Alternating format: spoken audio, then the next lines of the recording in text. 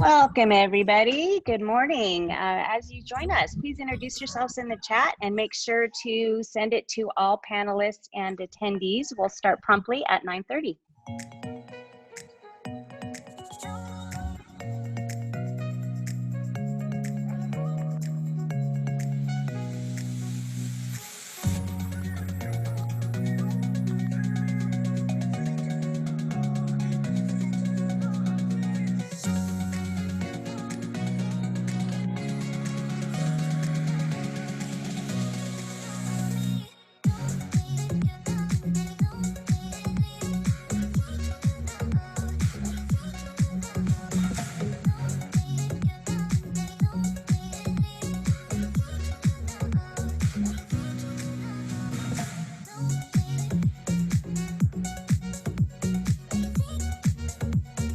Welcome, everybody. We'll begin soon. Please introduce yourselves in the chat in the meantime and send it to all panelists and attendees.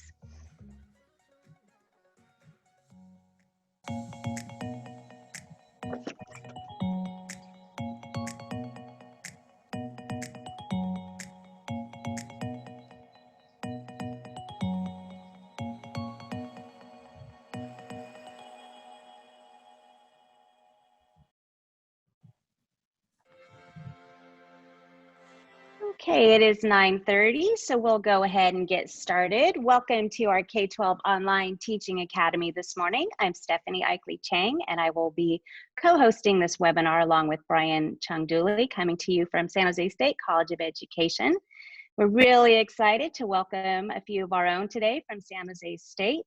For our webinar today, we will be having Brent Ducour present along with Carrie Holmberg, and they'll be talking about assessment for learning and discussing how to support student achievement with their 7 high leverage moves to re-engage diverse learners in extraordinary times, which we are all experiencing right now. Before we get started, I would like to go ahead and go over the announcements. Just to let you know, the captions are available in this Zoom webinar if you click on the button below in the bottom of the screen. Your video and audio are automatically turned off today, so please use the chat to communicate and also the Q&A. And Brent and Carrie will be answering questions a bit along the way as they see fit.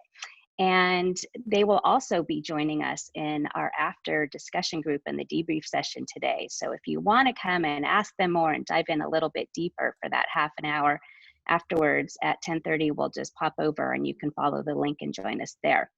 One last thing, if you would like to discuss with the community of educators who've been attending with us, you can join our Facebook group or you can join our LinkedIn group as well and follow the conversation there. So I'm going to go ahead and turn it over to Carrie right now, and welcome Carrie and Brent. Thank you, Stephanie. Thank you, Brian, and welcome everyone. All right, Brent's going to share his screen and start us off. It always helps when you get started at the beginning of your presentation. This is the rewind version of it. Apologize for that, folks. There we go. Look, it's an incredible opportunity to be with you all. Carrie and I are very excited to have been offered an opportunity to join in the Lurie College presentation of what we hope are best practices, and we hope that our title grabbed you. Our goal was to grab your attention in extraordinary times. I think we all know that this is a historic moment in the history of U.S. education. And while Carrie and I have been working for many, many years in the field of formative assessment, as well as in our teacher education program to support beginning teachers through our research and through our writings, none of us quite anticipated where we would be today. Having said that, we just came off of a teaching cycle for summer session with beginning teachers at San Jose State, and it reinvigorated us and took us to a whole new level of excitement about what we do and what we share. So I have to say, we're invigorated. We hope you are too. Carrie, you want to start with your bio and then I'll share mine? Sure. I'm a lecturer and pre-service teacher educator here at San Jose State in the Department of Teacher Education. I work with single subject credential candidates, so those becoming middle and high school teachers, as you know. In 2017, I received my EDD in educational leadership. That was a wonderful experience. And before that, I taught for almost 10 years. You may, if you're local, you may know Wilcox High School, part of Santa Clara Unified School District, a unified school district, very diverse. At my school, there was not one dominant population. And I got my national board certification as a young teacher as early as I possibly could. I first got it in 2000. I'm very proud of that achievement. And I renewed it when I was working for the Santa Cruz Silicon Valley New Teacher Project. I borrowed a classroom because I wasn't daily teaching at that time at a school that was very different from where I had first taught. It was downtown College Prep. A charter school that was 98% Latinx students and 92% free and reduced lunch students who qualified. And you can see on the slide where some of my scholarship has appeared. I've co-written a lot of those articles with Brent, and it's very practitioner focused. I'm committed to helping students, helping student teachers and beginning teachers really develop their practice.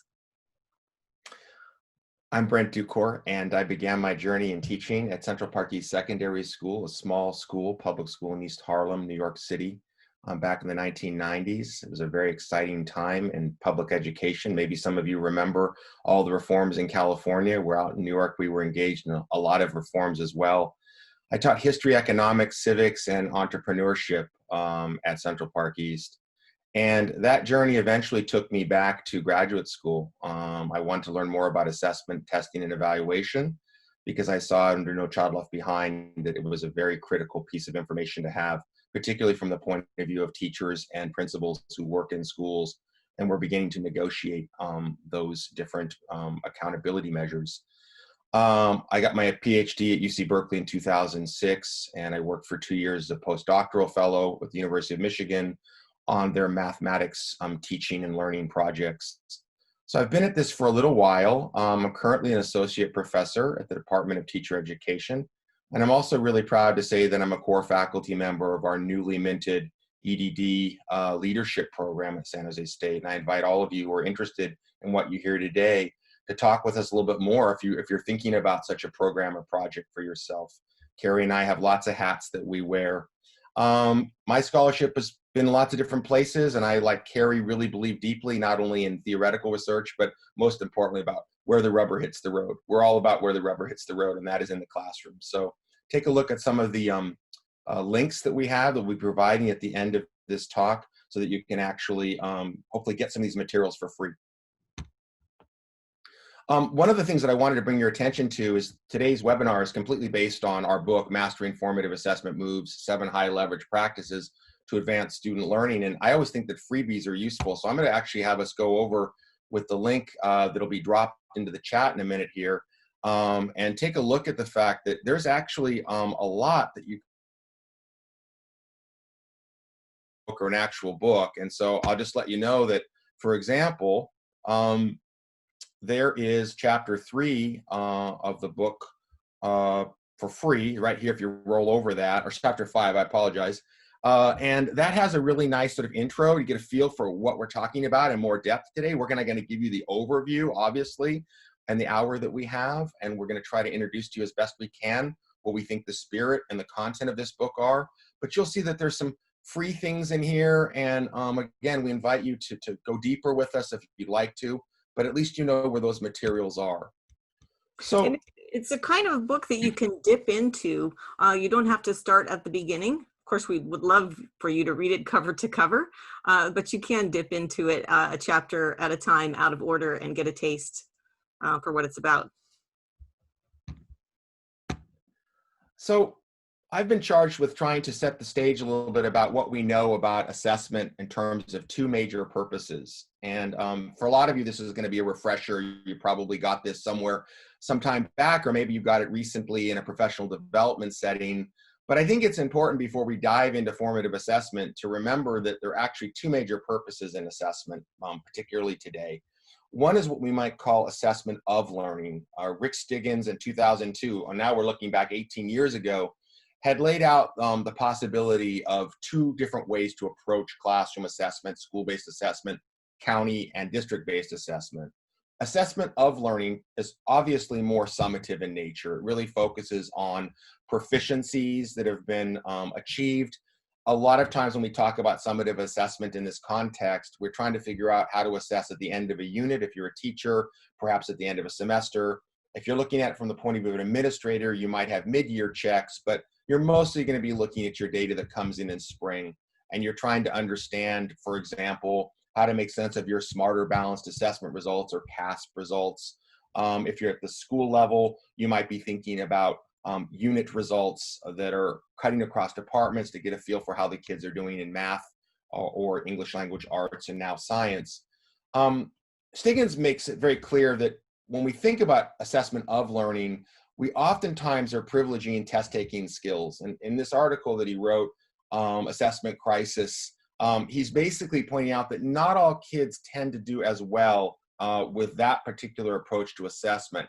He notes that for many students, motivation becomes a real issue.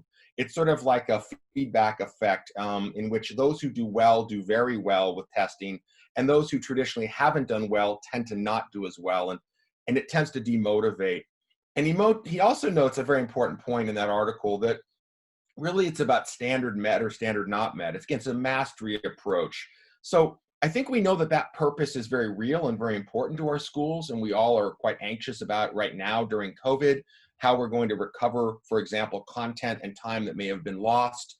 We know that the state is working furiously right now to try to figure out how to sort of make sense of the data that we're going to be presenting on the dashboard. But again, all of that work, I want to say, is assessment of learning. Today, we want to focus on what has been coined assessment for learning. Assessment for learning is formative by nature.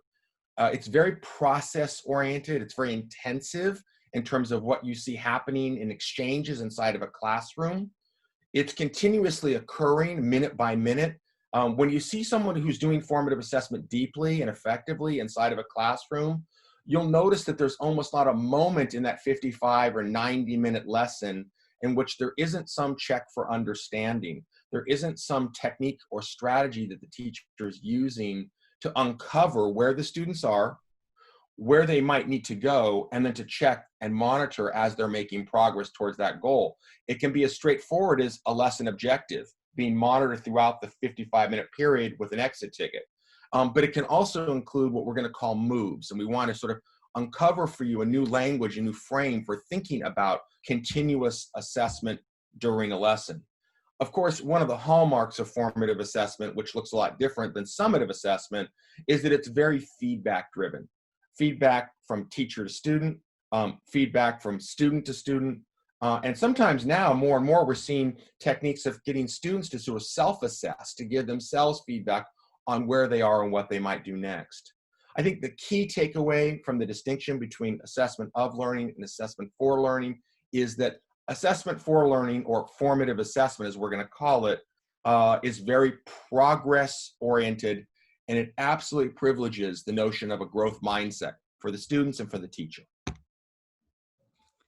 So you can see from that we're here today about formative assessment. And why so much? We're going to focus on the evidence base. Black and Willem did a research synthesis way back in 1998, they published it, that demonstrated that formative assessment has an effect size on students' achievement on standardized test scores that's between 0.4 and 0.7. And this effect size is far larger than most educational interventions that get studied and measured in educational research. It's the equivalent of approximately 8 months of additional instruction for students. And further, it's the students who in the past have been lower achieving that showed the greatest growth. So there is evidence that formative assessment as a practice does have the possibility for narrowing achievement gaps between groups of students. So I just would like, yes, and Hattie, many of you know from his work with visible learning. John Hattie, for 25 years, has been examining and synthesizing meta-analyses of studies. He's got over 95,000 studies that involved over 300 million students, and he has ranked them in terms of what are the most powerful educational influences on learning. And back when he had 150 in his ranking, he's much more beyond that now, Formative assessment, or formative evaluation, as it's called in some countries, was ranked 4th. So in that top 5. So it's very important to us as educational researchers and teacher educators that we are focusing on evidence-based high leverage practices. And we do have this body of evidence behind us.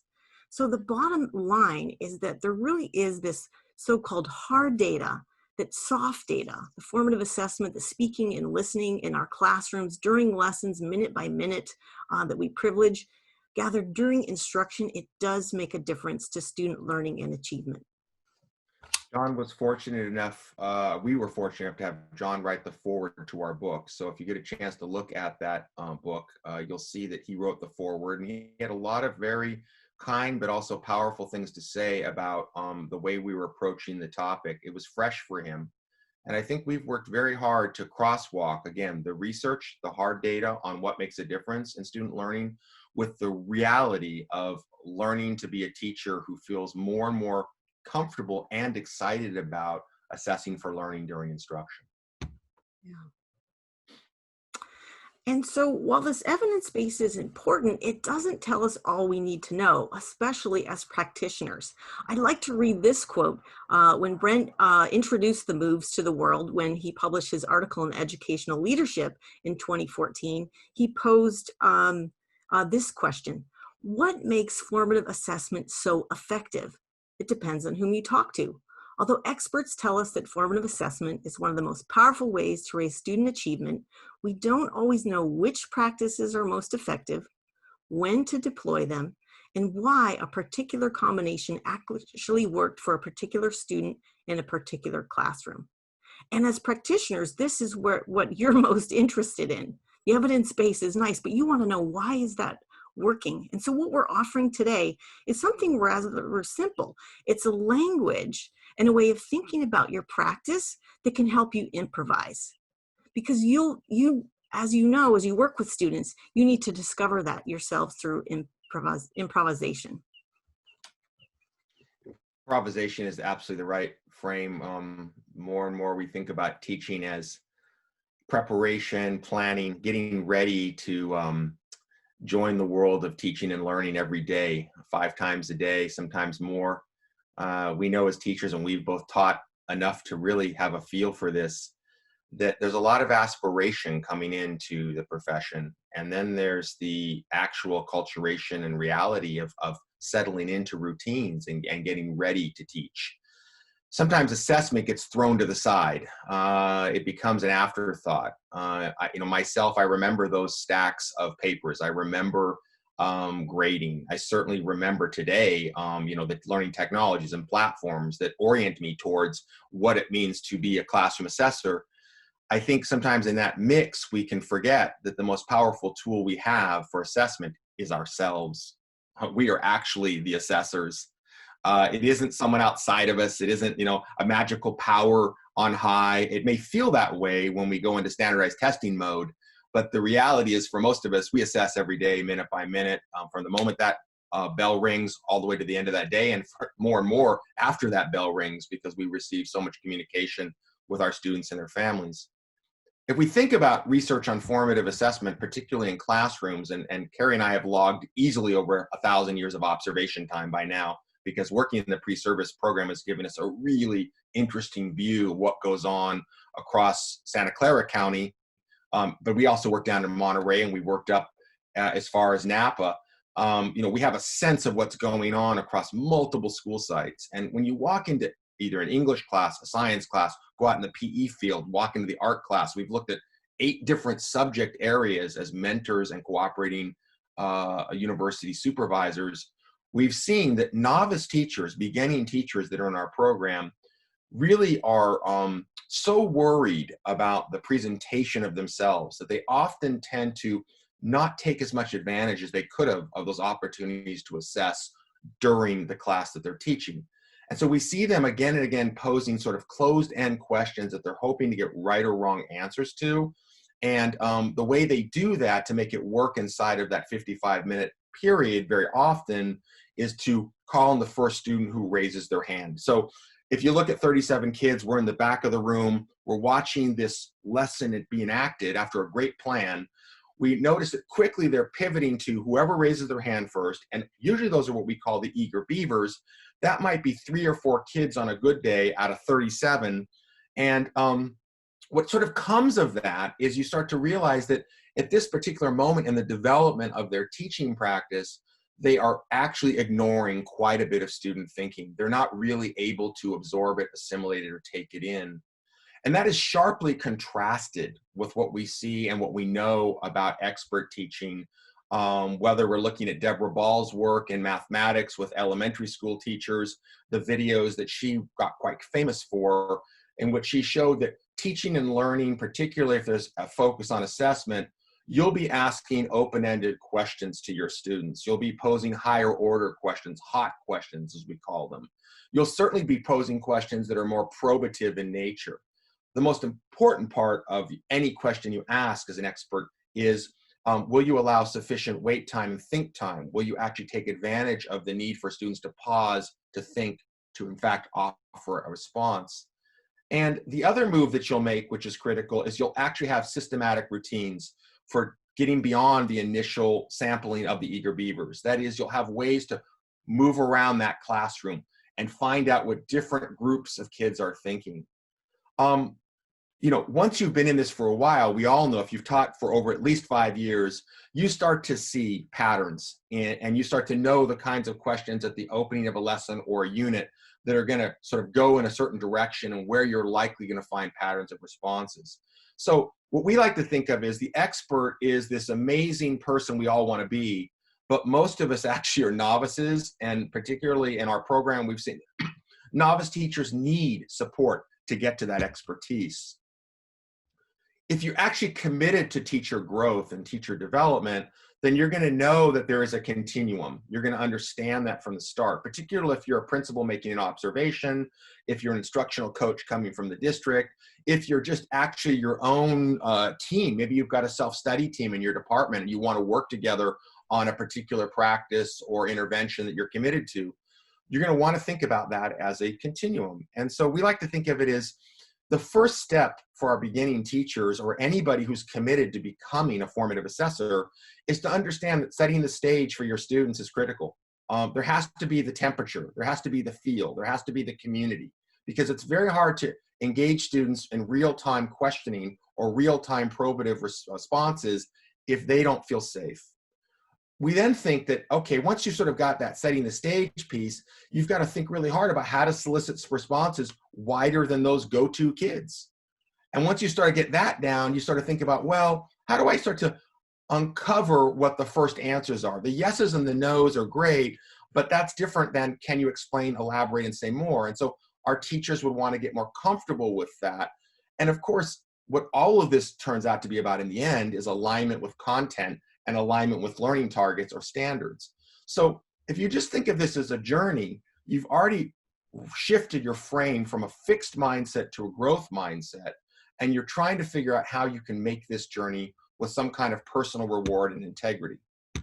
Maybe the most we can hope for our beginning teachers after 2 or 3 semesters of teaching is that by the time they come into the classroom with an actual a tier 1 license, they are going to be more comfortable than they were before with soliciting student responses and uncovering student thinking. For us, that would be an amazing goal, and then to hand them over to all of you who work in districts and take them along even further.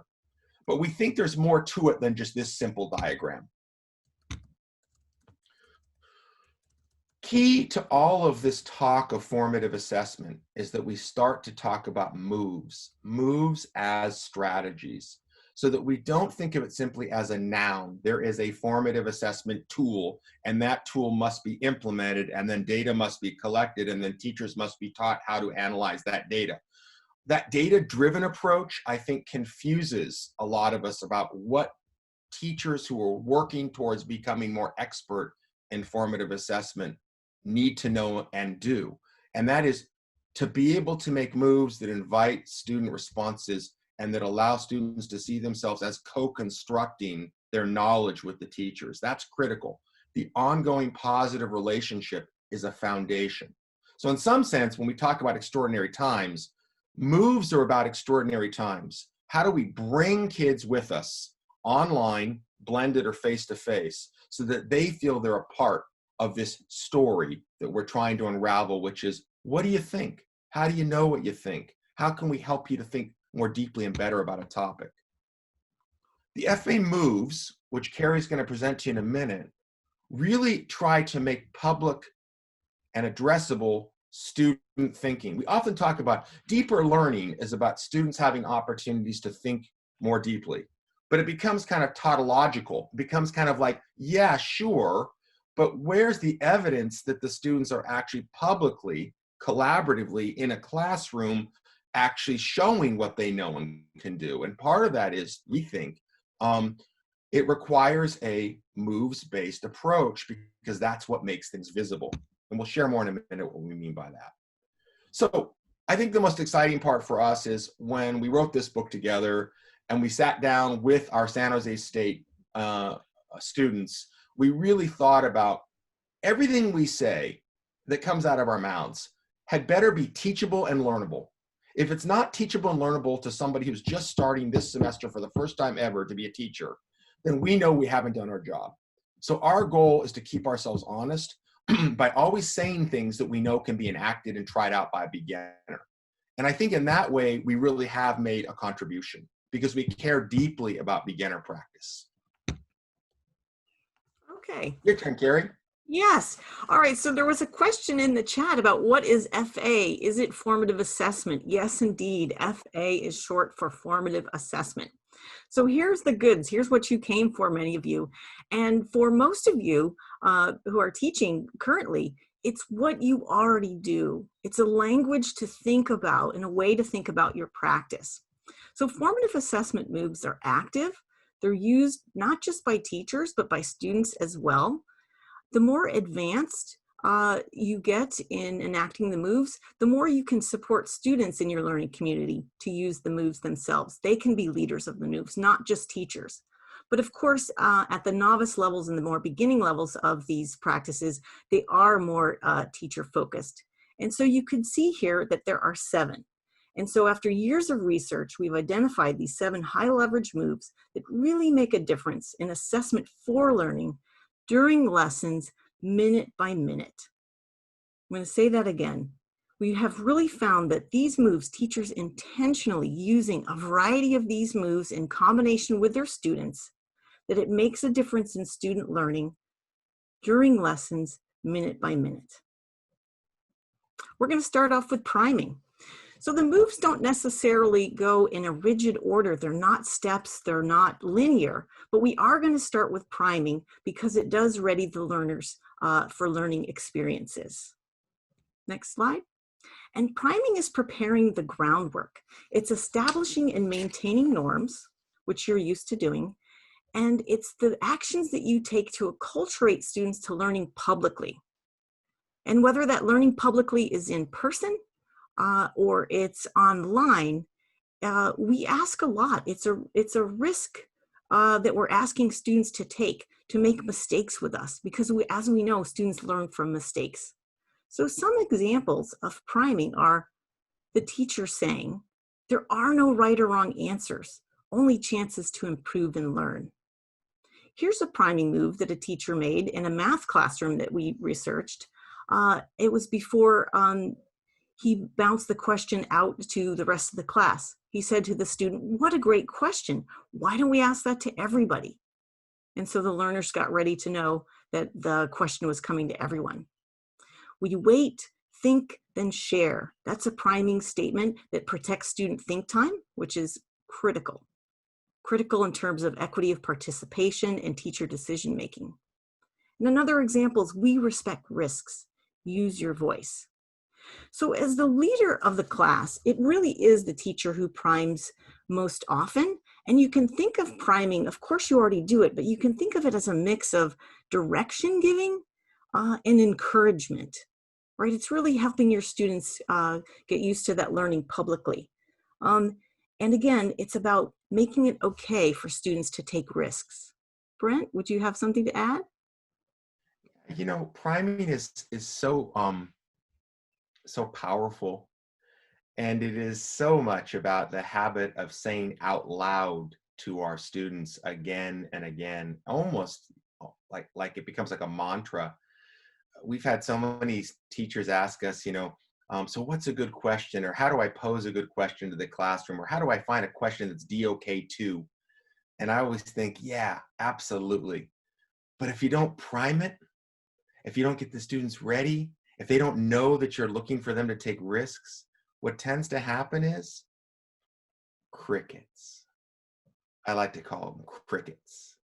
You ask a great question and there's dead silence. So, kids have been acculturated to be quiet. They used to ask questions all the time. They were used to asking questions when they were 2, 3. Why, mama? Why, daddy? Why? And then at some point they learn they're not supposed to ask many questions. And then by the time they get to our high school classrooms, really it becomes a routine of cat and mouse. And so they need to have an opportunity to know that we prime for participation. That's my 2 cents. We're going to talk about posing next. And of course, posing is core to teaching and learning. And you see the who, what, why, how, when, and where questions there. We see students thinking. Let's go to the next slide. As a teacher, you ask up to 400 questions a day. And this slide is to remind us is that those questions need to be associated with and aligned with learning targets and goals. And there are a variety of different ways that you can connect your questions to goals. You can use taxonomies such as Bloom's taxonomies. You can make sure that they're aligned, your questions are aligned with the Common Core standards. You can use in the upper right, you'll see Webb's depth of knowledge wheel there. So these are ways to make sure that the questions that you're posing in your class are aligned to learning targets. Another way to think of questions is this framework, the scaffold called the habits of mind.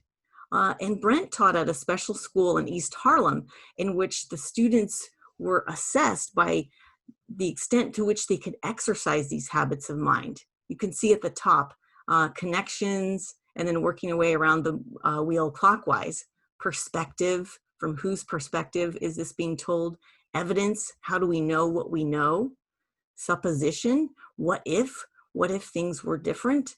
And relevance, which is so important, not just to teenagers, but to elementary school students as well. Why are we learning this? What does it matter? So learning to ask and answer powerful questions is just so core to what we're doing, what we're engaged in as teachers in education. And so this slide spells out the habits of mind, the connection, the viewpoint, the evidence, speculation, and relevance. Brent, do you want to say any more? No? Okay. So teachers need to plan their questions in order to develop ones that are effective. So rather than taking a hit or miss approach, we can use a scaffold such as a question map. This is an example of a question map in math.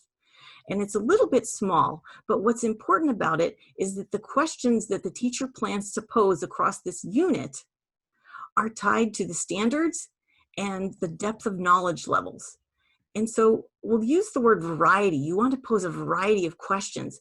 And a tool in a scaffold such as the question map helps you keep track and check, am I posing a variety of questions? Are they tied to the learning targets? Do I have enough higher order questions planned over this unit?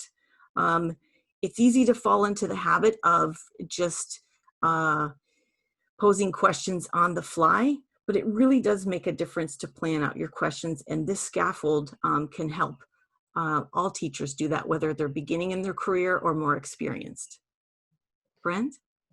When we started with the idea of how to support the planning piece of formative assessment, not just the enactment, not just the reflection. I mean, we do, as you can guess, are very committed to our cycle of inquiry. Part of it's because we're teacher educators, but also in our professional development work that we've done in different states around the US and here in California, it's always been important for us to emphasize that the reflective practitioner is what we all want for the profession. We don't want to just be told, sit and get it. We want to be given opportunities to actually reflect on our practice. So if we think of planning, enactment, and reflection as a part of a cycle, this question map is really just sort of the orienting, the planning, but we absolutely love the flexibility, as Carrie said at the beginning, of innovation and creativity that comes with improvising. So some of these questions fall away, some of them get reinforced. The key issue is in the reflection piece, when our teachers have an opportunity to ask what worked, what didn't, why did that work, why didn't that work? I mean, one of the things we would love to have seen in education reform with respect to standardized testing is if any of those questions ever became useful to anybody in any instructional setting. And I think there's been a lot of promises about that, but in fact, if you look deeply into the research and into the observational world, you know, it's hard to get people doing that level of thoughtful reflection, particularly with the demands today of teaching. And given COVID now, again, we're in an extraordinary time. So I think we're going to have to come back to what do we do well in our classrooms? And one thing we can do well is think about how our questions relate to learning targets, Common Core. Also think about an organizing principle. And that's what we found that's very powerful about this particular example of the question map. You can choose any learning target in any node you want. This one's organized by evidence, connections, relevance, and supposition. Whatever one you have, it's your choice as a district or school or department, or even in your own classroom. But making sure that there is some kind of understanding that questions are powerful and that they can be, in fact, put in the service of uncovering the learning goals of our classrooms. Okay, move on. Next move. Next move, pausing. Deirdre says, pausing communicates caring, that what students say and do is worth slowing down for. At the same time, and we certainly have research recently to show this, pausing is hard. It's especially hard for beginning teachers. That's what Oscar had to say. So please take a moment to, I presume that many of you are sitting, to pull your posture up. Pretend that there is a string at the top of your head, pulling your head to the ceiling, extending your spine, and then breathe in, take a big breath in through your nose. Oh, and let it go. All right. Didn't that feel good?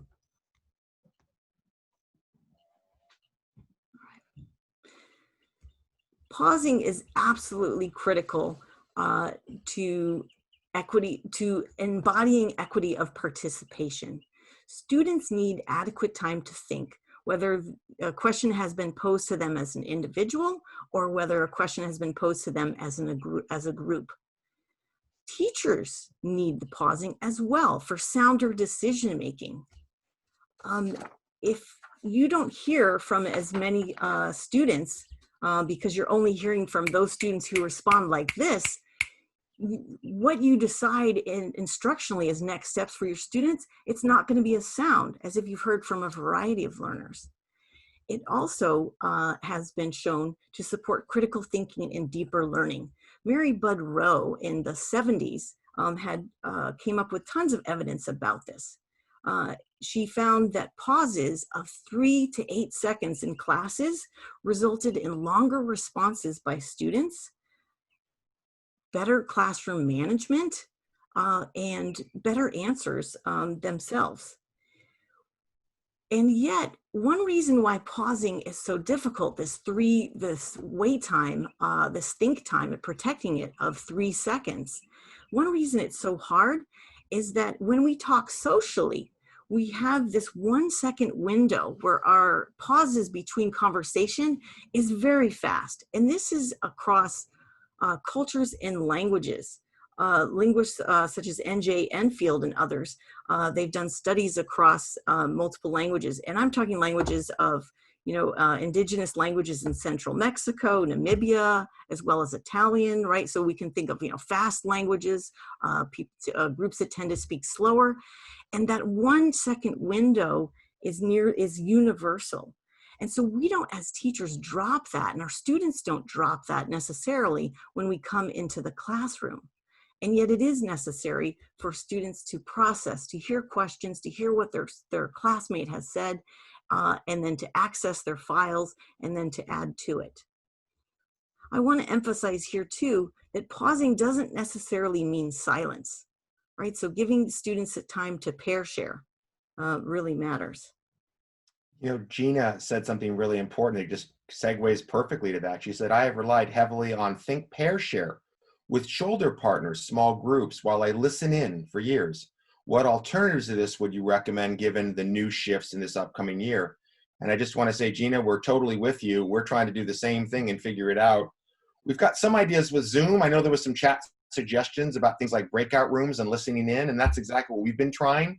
So we'll mention a few things towards the end of the talk about Zoom updates as they relate to online formative assessment moves. It's such a great question, and I think it's really heartening to hear that you've already thought of the Think Pair Share as one of your pausing moves. Yeah. I just wanted to go back for a moment to pausing about beginning teachers. Often are so afraid that when a pause happens that a classroom management issue is going to pop up. This is a bit different when you're teaching online, right? The management issues are different in that, but it is a fear that many teachers have to get over early in their career. Probing. It can be uncomfortable. It can be awkward. Trust is needed for effective probing to happen. At the same time, probing conveys respect. So what is probing? You do it. This is how you find where a student's zone of proximal development is. It's asking follow-up questions that use information from actual student responses. It takes this intentional, active listening because you need to start off with where the student is. They have to say something first, and then you need to respond to that. So as you're listening both for, this is why it's so challenging, you're listening for what you can't anticipate, because students will say some bizarre, off the wall, wild things that you couldn't have guessed they would say. And at the same time, you're listening for what you can and should anticipate, because you know your subject matter, you've taught the students before. Well, not if you're a student teacher, right? But you can take their perspective and anticipate where they're going to have trouble spots. So you're listening from both, and it's this duality that's really challenging in the active listening to come up with good probes.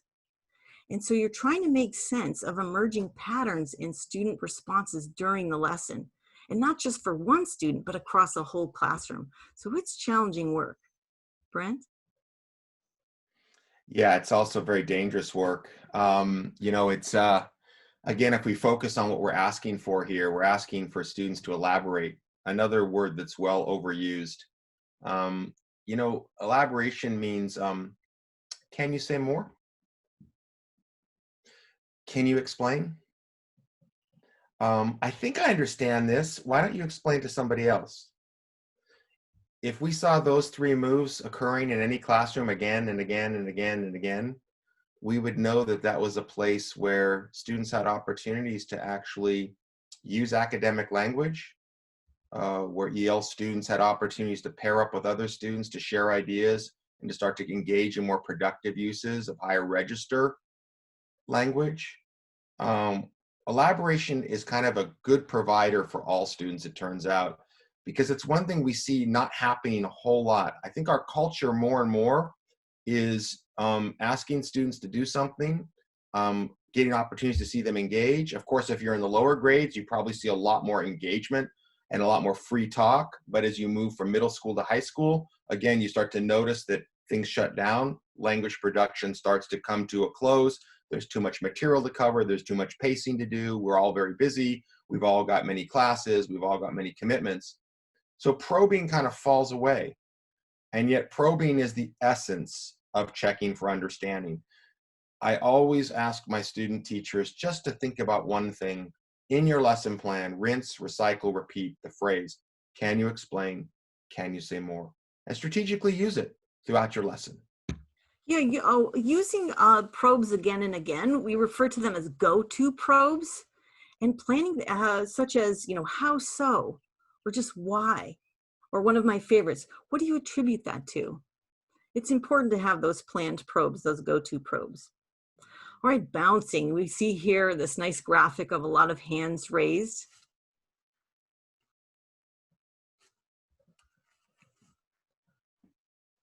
And here we see an equity stick, which many of you are familiar with using.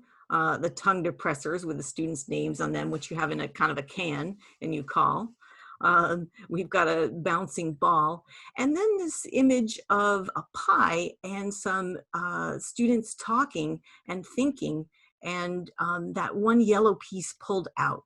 Bouncing is sampling. Let's go to the next slide. So bouncing, if you think of one synonym for it, it's sampling.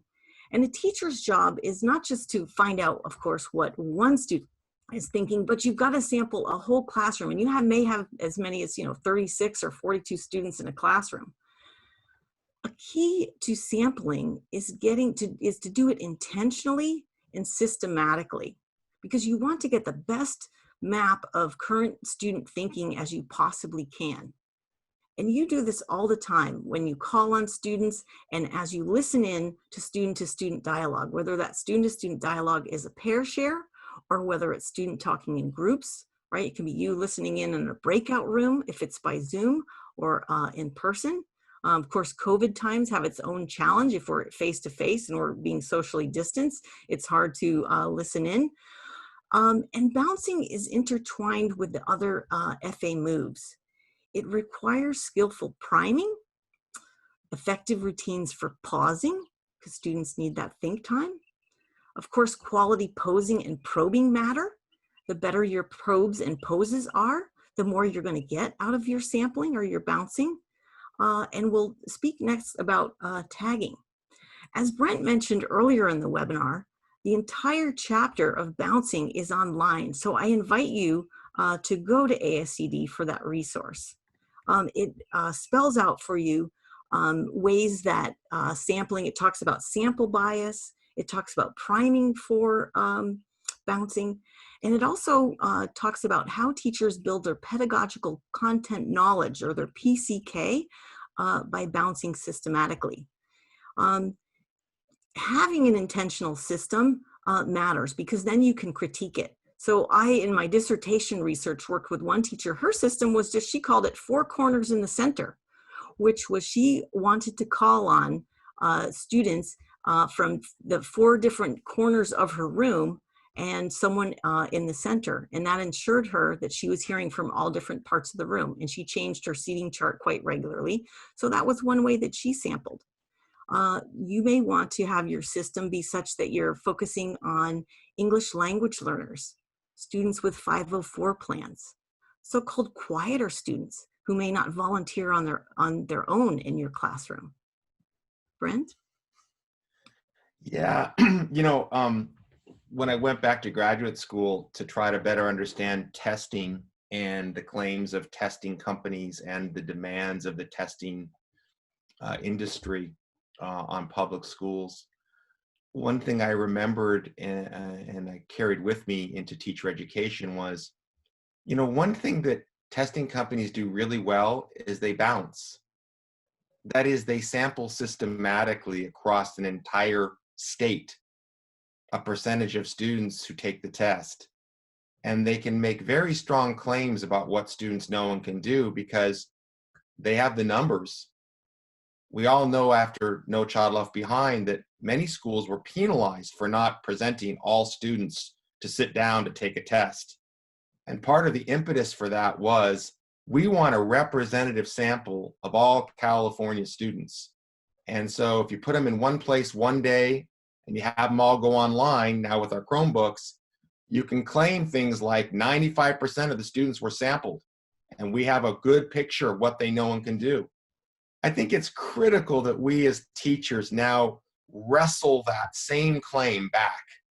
If we're not sampling from our students and we're not gathering that soft data, and we're only calling on 10% or 20% of the students in a given day, it's no wonder that people wonder about what we're doing.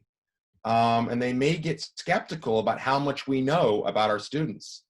I just personally, as a teacher, really felt like it was my obligation to try to do my best to use those equity sticks. And look, I tried them out, and sometimes the kids were fed up with them, and I was fed up with them.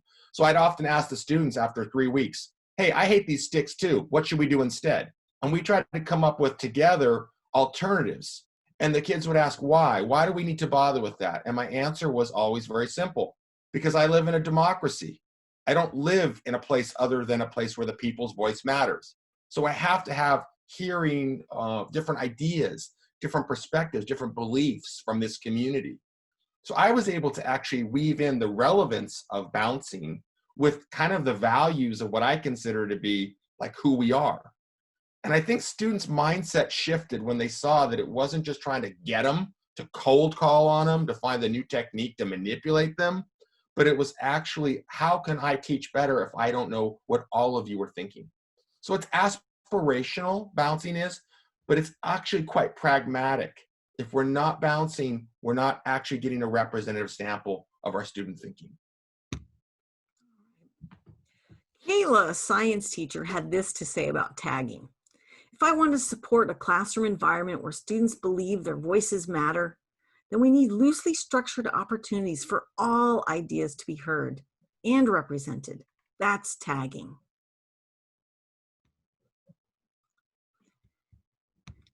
So tagging is publicly representing variation in student thinking. It creates a snapshot or a running record of the class's responses.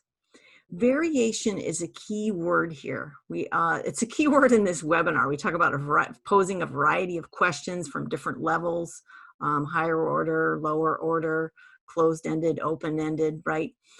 Tagging aims to get a variety of student responses from as many students as possible and making it public so that it can be referred to. It's often done through word webbing or mind mapping and a way to activate students' prior knowledge. I mean, as we know, students learn by building on what is already in there. They're not empty vessels. And so it's our job to pull out and invite all their different thinking, prior knowledge about the topic at hand. A teacher doesn't have to be the one orchestrating this. It can be done by students, especially older students, which is a leadership skill. We call it scribing. A student can scribe. And we've noticed that a challenge about this practice, we've seen beginning teachers especially, is that the teachers will often, whether it's a teacher or a student doing the scribing, there's often a challenge between hearing what a student says and then accurately representing it as you tag it in the public space, whether that's a whiteboard or whether it's,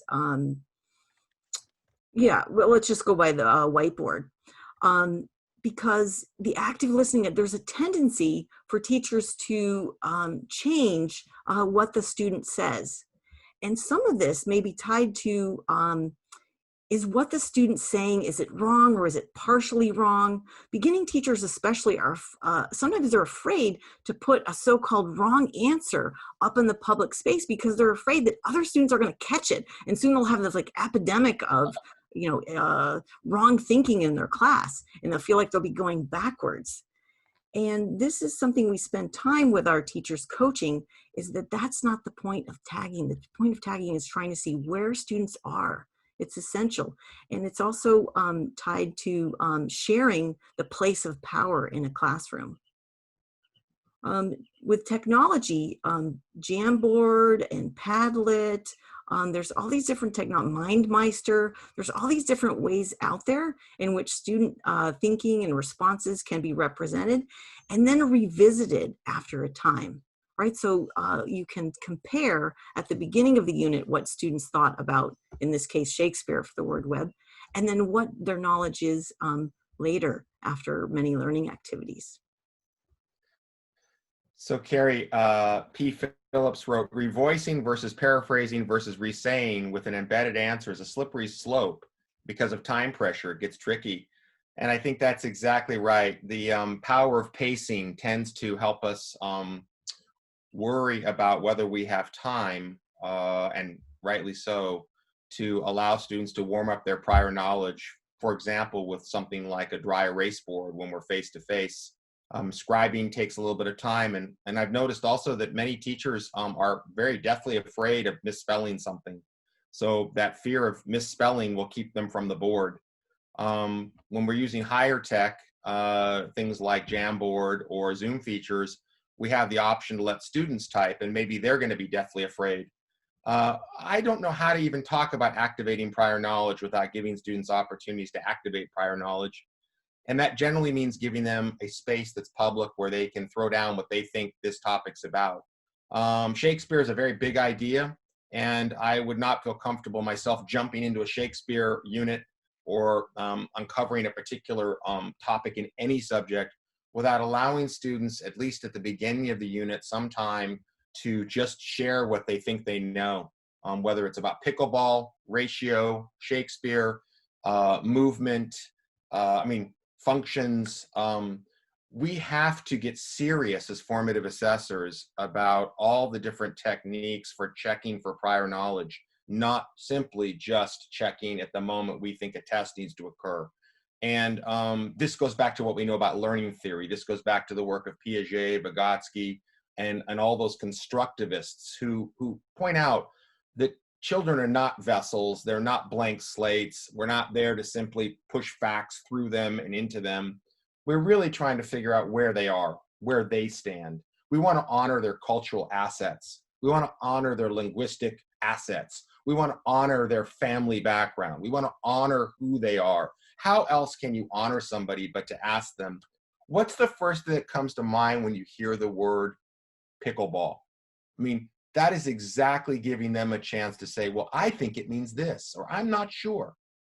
So I can't state enough how much the threshold of tagging is a critical feature of becoming a formative assessor. And I love what Carrie said, it's not about evaluating them.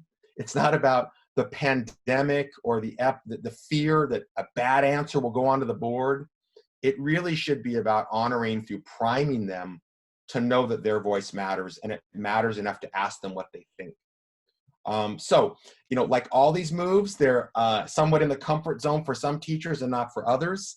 And that's always the challenge. Where's the relevance to you and the webinar? Where do you feel like it's going to make a difference? I can only say this, that we've been doing it for a while, and the threshold is there, but there's all these opportunities to overcome it if you invite yourself into the world of what students think matters enough to take time to find out about it.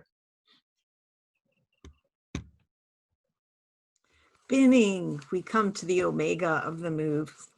Binning, you see these colorful bins here. So what is binning? It's noticing patterns in student responses. It's categorizing them along learning trajectories and using them to inform next steps.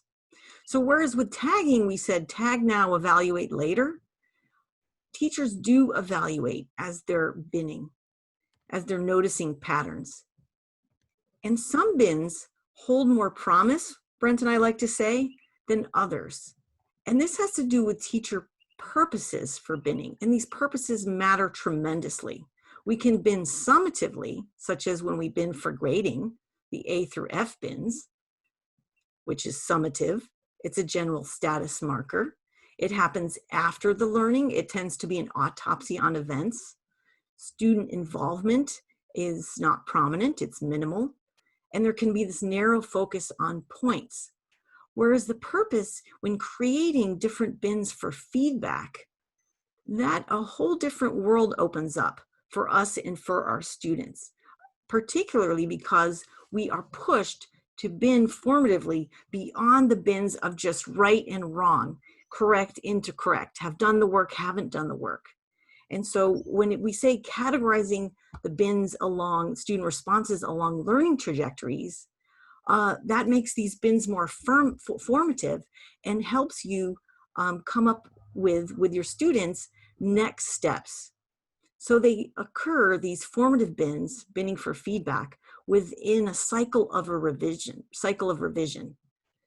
It's a focus on progress and giving, highlighting processes, and students have to be involved in this process.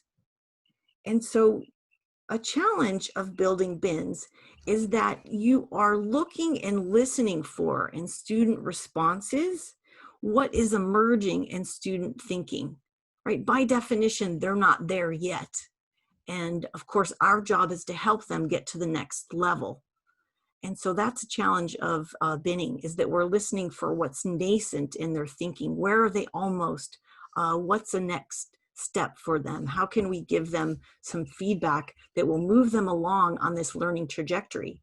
And for beginning teachers, this is especially challenging because they don't yet have experience on what a typical trajectory looks like. Whereas, of course, more experienced teachers have this advantage. You've taught these groups of students before at this level on this topic. And so you have a sense of where the bottlenecks are and how to help them move to get from one level to the next. Yeah, you know, it's a very provocative distinction that we've made. We understand that. One has to make choices in this world about what you're going to present to each other in terms of the real work of teaching and learning. And my passion and experience, as Carrie's passion and experience have revealed to us, we do care a lot about whether students have opportunities in our classroom to engage in projects, performance tasks, extended activities that go over multiple days. We do have a bias towards that. So we need to be upfront. We do, and we've seen the power of students working on deep, what now we call 21st century collaborative type projects, meaning the kinds of skills around innovation, creativity, collaboration, sustained commitment to something that is a project. You can call it a performance task. You could even just call it a science lab if that's what you prefer.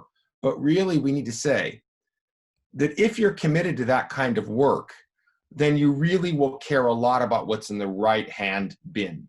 That is feedback. Because if feedback is not occurring inside of that cycle, then really in some ways we've short-circuited our students. We haven't given them the tools they need to be reflective in a group, or to understand that they need to make progress on a draft, that what you hand in the first time is not the end of the world. I've never worked in the real world where I could just hand an answer to somebody and walk away. And I think those are the habits that we're trying to kind of coach them out of and move them into what we would call the world of college and work. So we as high school teachers think really hard about what's coming next. We don't just think about what was, but what's coming next. And if you think about the world when you're in it, you do need to find these new skills. Feedback, you need to be able to take it and give it. You need to be able to give it to yourself and to a peer. You're going to find your boss and or your professor has feedback to give you about the thing you're doing. So we would like to put a lot more emphasis on that in order to build up the skill set, particularly for our students who are at risk for not getting that support, particularly the students who've been tracked, the students who've been put in a box and told, you don't need to learn that way, you just need to take the tests, the quizzes, the homework. We haven't seen students that we care about succeed in that universe. So we've seen more examples of them succeeding in places where they could work on a project or performance task. And if that's the case, then we've got to work with our student teachers on how to start to think about feedback routines. We've been using Google Docs. If you're wondering about the pandemic and COVID and why did I come here today? Well, one thing we can share with you, we're working on a book right now with Corwin about formative feedback. And we're going to talk not about grading, because Tom Guskey has a lot to say about grading. If you want to know about grading, look at Tom's work. He's great at it. If you want to know about feedback, we invite you on the journey with us again to think about, well, if I'm working with students in a distributed environment in which I'm not going to see them face to face, I'm not going to be collecting science labs, I'm not going to take a moment to stack over the weekend, I'm not going to write something on them, because that's just not happening for me, then you're going to want to think about, as we've been thinking about, what do we do with G Drive? How do we create Google folders? How do we create scaffolds? How do we invite our students onto those documents? How do we actually put comments and notes in those documents? We can do it with recordings, voice, we can do it with writing. We're learning, we hope with the whole state of California right now, that actually there are incredible feedback opportunities in this new COVID world. That with things we would not have done face to face, And I had those stacks of papers. I had those reports. I had those essays. I had that homework. I know what that looked like.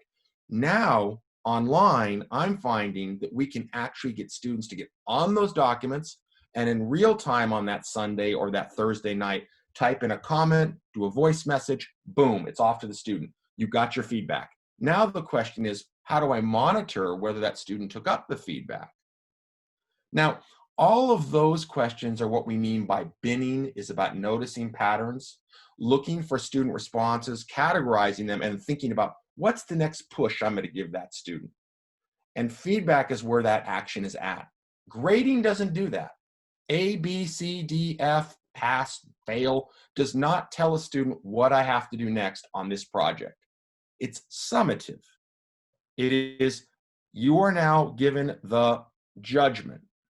We like to think about, before the judgment's given, what are the things that you can do to engage your students and re-engage them through a process of feedback. And we think this new world of online actually opens up new opportunities for feedback that we just didn't have when we were paper and pencil. So, reframing FA for extraordinary times. Well, everyone is in extraordinary times and everybody wants an answer, and we're all kind of together working through this. We hope that by thinking a little bit about this moves-based framework today, you've heard some things that resonate. We hope that you care about priming with us, about preparing the groundwork for students getting used to things like feedback or probing or expecting to be asked for elaborations. We hope that you'll think a little bit about posing as a critical move that every teacher makes. Carrie said over 400 questions are asked a day in most classes based on the research we have. The questions of those questions, which ones are aligned with standards and which ones are moving us towards the learning goals. We know that think time and wait time matter. We know that it matters for every student, and particularly we want to put emphasis back on those students who will need that time for processing language demands. But it's for everybody, it turns out, as well. Probing is such a critical piece of getting beyond the surface, not living up at the surface, not always expecting that if I say yes or no or I believe that nobody will say anything back, but getting students in the habit and feeling comfortable with stating why they think what they think or how this works.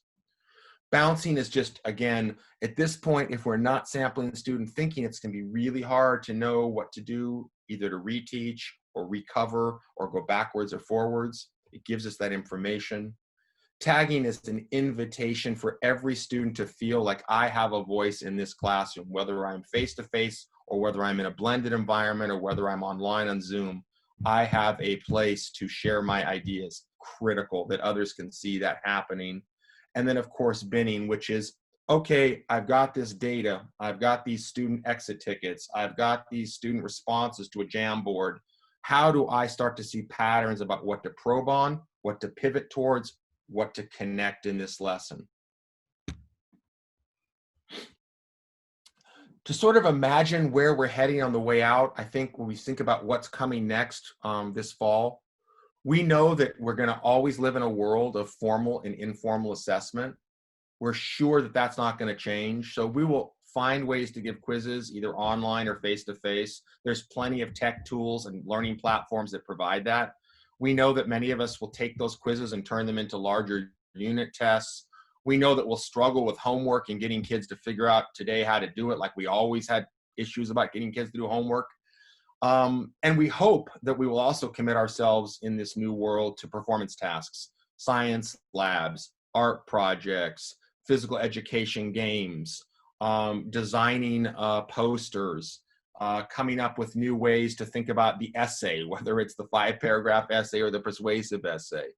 You know, as far as music goes, concerts and performances, we know that that's going to still be a feature of our learning world. So we've got the formal story.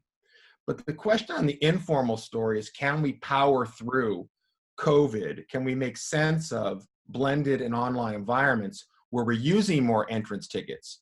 We're using more brainstorming word webbing techniques. We're using more think pair shares, and we're using more exit slips to hold our students' attention and also to engage them in sharing what they know and can do in a low stakes environment, an environment in which there's not a F or an A slapped on top, but there's more of a participation point. I've been thinking a lot about this in my own syllabus, and I know that if I was teaching high school right now, and I was online with my students, 50% of my syllabus would be participation. And I would not penalize those who did not participate, but I would be sending the message, we need your synchronous engagement. We need you to share your ideas on that brainstorm. It's helpful for us when you tell us something verbally or in the chat. That matters. So I would just want to send the signal positively, energetically, bringing those participation points into the world, because I think our students more and more need to know that when we're talking with them, when we're thinking with them, when we're working with them, we're actually checking on what they know so we can help them. So Brent and I will be part of the debrief that has been part of this series, but we are going to close up with the last few slides here.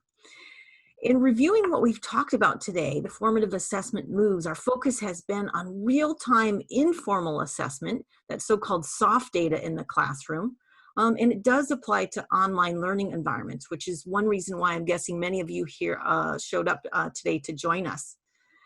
The graphic that you see here represents the moves in a wheel of sorts, and that's to emphasize again that they are not linear, they're not steps. Although it does make sense often to start with priming, that doesn't mean that they proceed in any regular fashion. It's not rigid at all.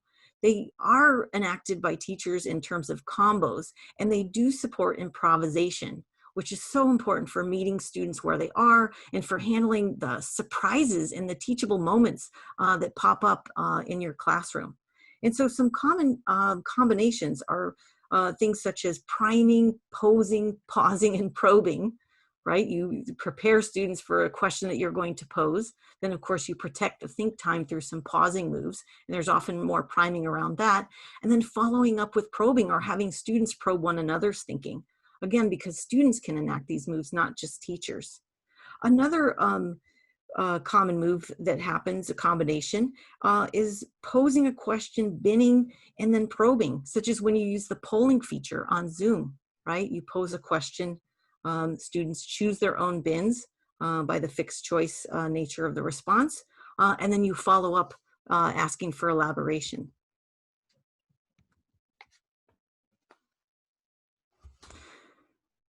Of course, you can enact these FA formative assessment moves on Zoom. How does one prime online? Well, lots of different ways. We did a little breathing exercise. You can play music. You can do some different transitions. For posing, use the chat, use the chat, use the chat, because posing a question does go by fast. It can be ethereal, and writing it out in the chat can help your students. Pausing. Timers and countdowns and using just even your phone are your friend, as well as using the breakout rooms for a think, pair, share. Because again, pausing does not necessarily mean silence, right? It can be students rehearsing their responses to a question by thinking with a partner and talking with a partner.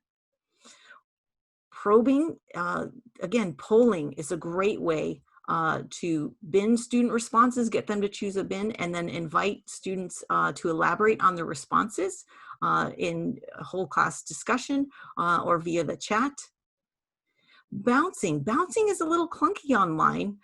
It was much easier when we were face-to-face to move around the room and listen in to students talking in their groups, and it's a bit harder and takes more time when you do it by breakout rooms in Zoom.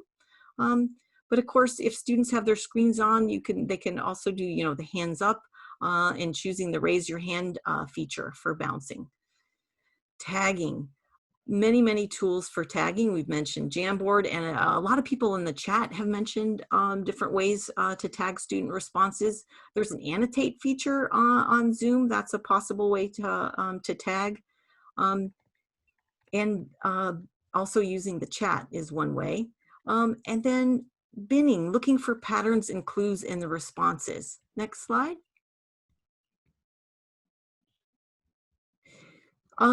So I invite you to check your bouncing, tagging, and binning moves by downloading the chat text on your Zoom and examining it for Who wrote what? And how often did each student participate? And what did you see in terms of depth of engagement? That's one way to be reflective on your practice and analyze it after the fact. Brent? All right. We have many resources to share. We've put, there should be a link to our book in the chat. Thanks, Brian. We invite you to delve deeper into our book. It gives lots of in-depth examples, teacher tips and reflections. There's even cases that illustrate each of the teacher moves and teachers' growth with them. This bottom article, which is Brent's article in Educational Leadership, it's a great introduction to the moves. It's good for a PLC and to share the moves with others if you want to share the good news. We have an article focused on how the moves can be used to support English language learners. This was most recently published in this last winter. And we have some resources by subject area, mathematics and English. And we're looking to write one in science. So all the science teachers out there, reach out to us and we'll get one out there in science soon. It's been our pleasure to work with you. We look forward to hopping over to the debrief for some time. That's going to be posted in the chat as well. Again, thank you so much for coming out today. Yeah, thank you very much. We really appreciate your time. Hi, Carrie and Brent. I think we're actually going to forego the debrief session right now just because of the way this has flowed so nicely and all of the ideas you've presented. So if you have a bit more time just to take a few questions here, I think that will work better than trying to transition, and I really appreciate it. Well, we'd love to do that. And I also want to thank everybody for being patient with us. You know, we threw out a couple of ideas and we don't act like we have all the ideas. That would be ridiculous. We absolutely are collaborators in your struggle and your search. We invite you to share to our email things that you figured out. There was a great question about, hey, Brent, how are you going to do participation points like that, you know, with a high school class? What do you recommend? And I, again, am glad to be caught out of that and say, I don't know, how are we going to do that? But I can say this, I want more emphasis on participation and more synchronous engagement like you all do. And I'm sure it feels really painful when you see those black screens and you just wonder what you're going to do. So, I mean, I think we're all literally holding hands here trying to figure out how to do it. But I guess we just figured that if we could get more of our folks to stay with us online, face-to-face, rather than black screen asynchronous, we wanted to reward them with that. And part of it was just having the running record of the chat. So my easiest answer for how do I know if I can measure participation, but I certainly can say this.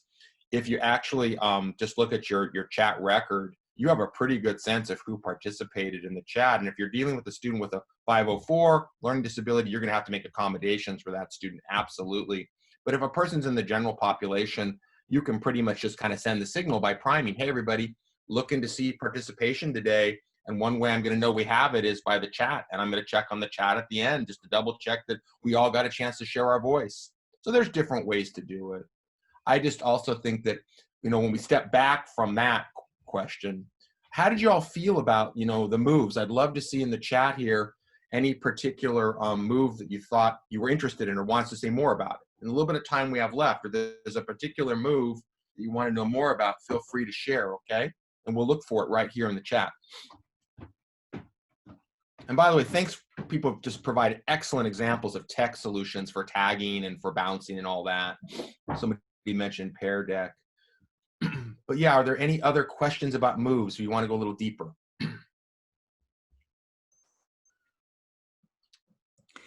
Oh, we have a question from P. Phillips. I haven't seen binning before. Is polling the most effective way?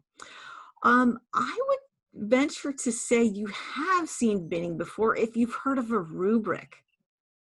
Because a rubric is one way that teachers have binned student responses that's been popular and common. It's not the end all and be all. Brent and I are advocates for a tool called a progress guide, which tends to lessen the cognitive load on students than the dysfunctional detail that's often included in a rubric. But your question is binning just about polling? polling is important, and it's a great way to bin student responses quickly in a way that you can manage online. But it's not the only way. As Brent mentioned, analyzing the chat for patterns in student responses and looking for perhaps misconceptions or preconceptions about what you've been talking about is another way to bin after the fact. And as you're seeing students again and again, after one lesson is not too late at all. It's a really great question about how can you effectively bin during class. That is like the literally $64,000 question for those of us who remember that time when $64,000 was a lot of money. Yeah, that's it. And so what we're seeing is there's a couple of ways. We've had student teachers go up and do a word web. One of our favorite is Corey Liggins, who came out of our program as a music teacher. He did this brilliant video for his Cal TPA in which he basically asked students, what's the first thing that comes to mind when you hear the word barber?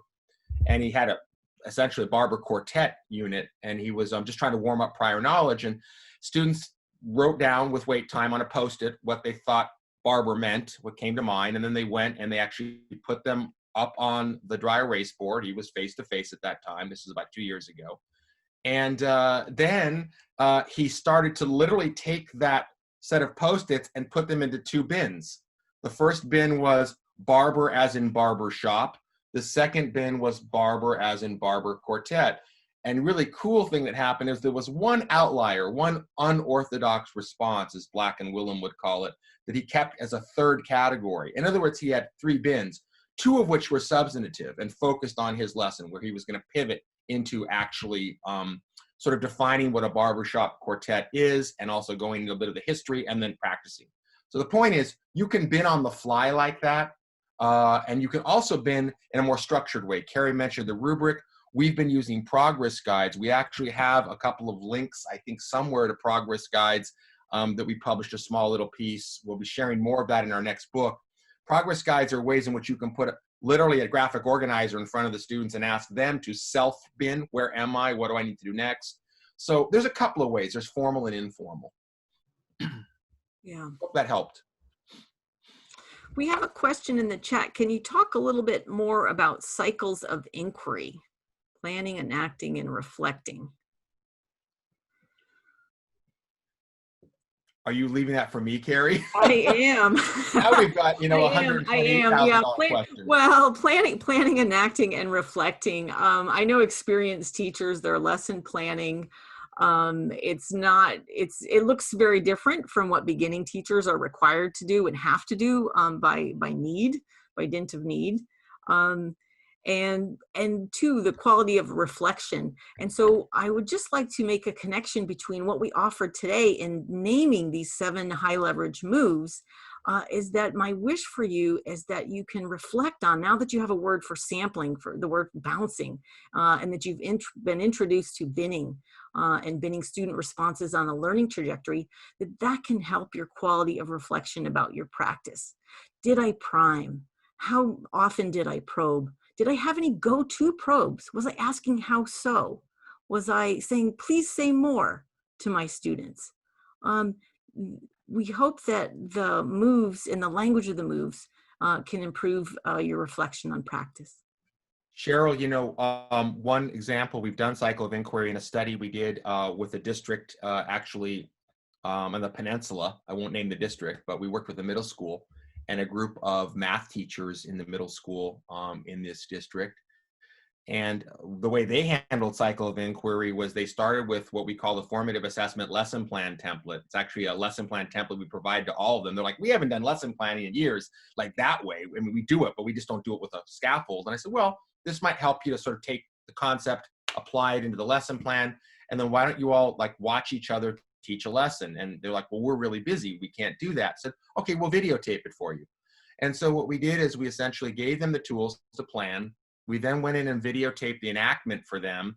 And then we allowed them to debrief in a cycle, and they got some professional development credit for this, to actually watch themselves together in terms of what they were doing with the moves. The most important outcome of that study was this. The 7th grade teacher and the 2 6th grade teachers realized that when they taught their curriculum, the leap from arithmetic thinking to algebraic thinking was so large, and they'd never realized until they saw each other teach that that was a gap that they could actually fill together. So it was the opportunity to start with the planning, then somebody videotaped the enactment. By the way, the principal was not involved in that, nor was this material used for evaluation purposes, right? It was just essentially an inquiry-based approach. Then when they reflected, they were able to make all sorts of connections, and it actually reshaped their planning for their curriculum the next year. So that was a really exciting example of cycle of inquiry. I hope that helps. There's a question about think, pair, shares in social distancing classrooms as far as geography, distance, placement using compass partners. Oh, that's a challenging one, and one that I haven't turned my mind to, because in the fall I'll be straight up fully distance, distance learning, not necessarily the hybrid. Again, when you're doing the distance learning online, using the pairs, the breakout rooms to do think, pair, share, and just giving plenty of time for that process to happen is critical. Brent, do you have some other ideas? I wanted to shout out Anna. Anna said that posing learning targets is something we stress with our new teachers. Glad to see it included in the FA moves. Anna, we are so with you. You need to know our pre-service pipeline is absolutely directed towards having teachers come into your building ready to link learning targets to questions, as well as to informal and formal assessment strategies. So we do believe very much in the model of every assessment needs to have a purpose, and that purpose needs to drive through a power standard or a habit of mind or some school-wide learning goals, whatever those are, because that's where we taught. How we taught and where we did best with our students was when we had alignment, and we also had people really focused on what do we want our children to know and be able to do as a collective when they leave this school or this grade level. So we're really behind that, and we hope we can get you teachers to your school that you'll feel like, you know, they're ready to go. Yeah. So we'll be wrapping up soon. It's a chance for a final question or two in the chat or the Q&A feature. Yeah. Again, thank you very much. Okay, I will go ahead and stop sharing my screen.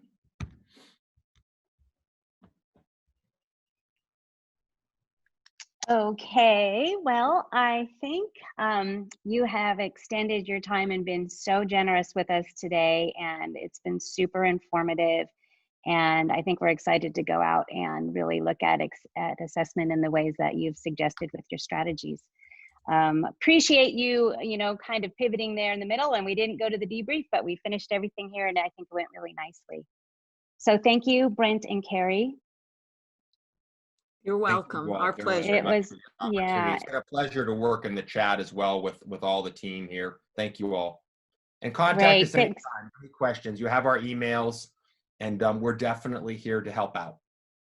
Great. Thanks everyone who attended. We'll see you at the next webinars. Take care all.